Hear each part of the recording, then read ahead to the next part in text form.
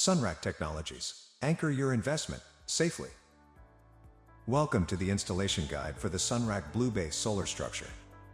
Before installation begins, ensure all required tools are ready. Hammer drill with M12 bit for drilling anchor holes in the mother slab. Angle grinder cuts the weathering course to expose the mother slab. Air blower clears surface dust and debris from the slab.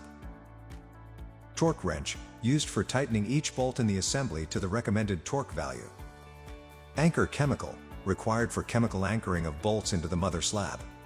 Splits level for checking the vertical and horizontal alignment of columns during installation. Air gun for removing residual dust and loose debris from drilled holes before anchoring. Wire rounded brush used to scrub the inner surface of drilled holes for better chemical adhesion. Marking chalks to mark reference lines and layout dimensions on the site surface. Measuring tape essential for verifying dimensions as per the installation drawings.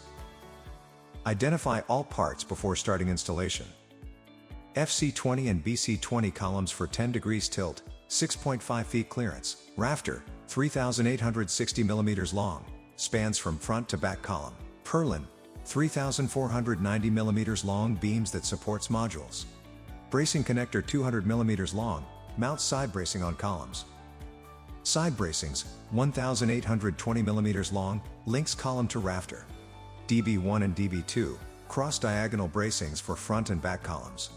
Refer the fastener sets table to identify each bolt, nut, and washer correctly. Let's begin BlueBase installation. Mark the 3,900 ATM width and 5,100 ATM length safe zone using a measuring tape, as shown by the blue boundary line. Next, mark a 400 mm square pedestal zone at each corner. Each square should be 1,000 mm from the front bleed line and 800 mm from the side. Mark 2,300 ATM between front columns, 3,100 ATM from front to back, and confirm 3,865 ATM diagonally between columns. Use an angle grinder to cut all four sides of each 400 mm pedestal square.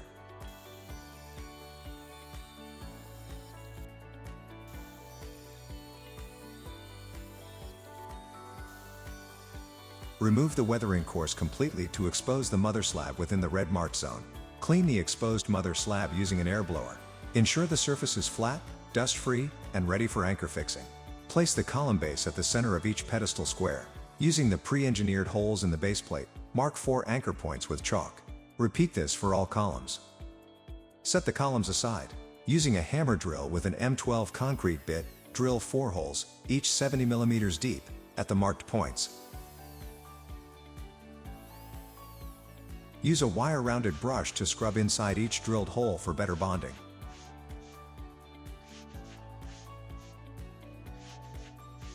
Then blow out all loose dust and debris using an air gun.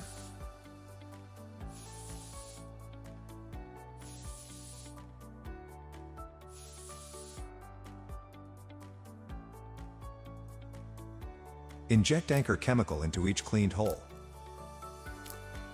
Immediately insert M12 x 130 mm anchor rods into the filled holes. Once the chemical is cured for 1 hour, place the column over the anchors. Temporarily secure using M12 washers and nuts, just tight enough to keep columns upright. Check vertical alignment with a spirit level. Mount the rafters from front to back columns.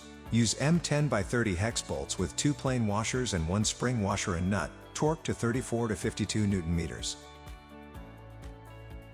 Slide 4 purlins across the rafters, and fix it using M8 by 25 bolts with R20 rectangular washer, OD washer, spring washer, and nut. Attach bracing connectors to each column using 2 M10 by 30 hex bolts, washers, and nuts. Torque to 34 to 52 Nm. Connect side bracing from the bracing connector to the rafter. Use the same M10 by 30 fastener set. Torque to 34 to 52 Nm.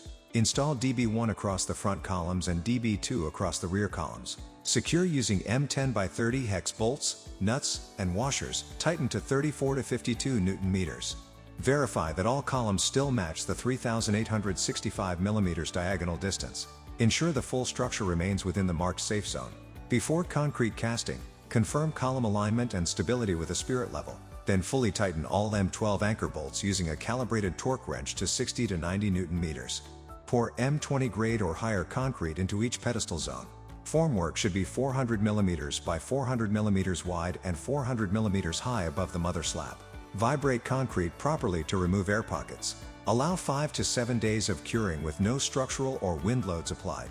Mount 6 solar modules in a 2-portrait by 3 configuration.